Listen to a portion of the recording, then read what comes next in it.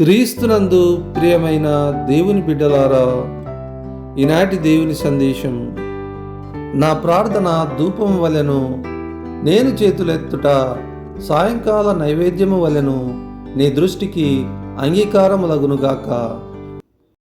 కీర్తనల గ్రంథం 41వ అధ్యాయం 2వ వచనం. కీర్తనకారుడు దేవునితో మొరపెట్టుకొనుచున్నాడు.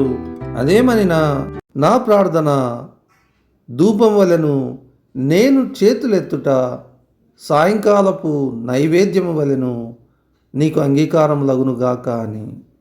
అవును ప్రియులారా, మన ప్రార్థన దేవుడు అంగీకరించువాడై ఉన్నాడు.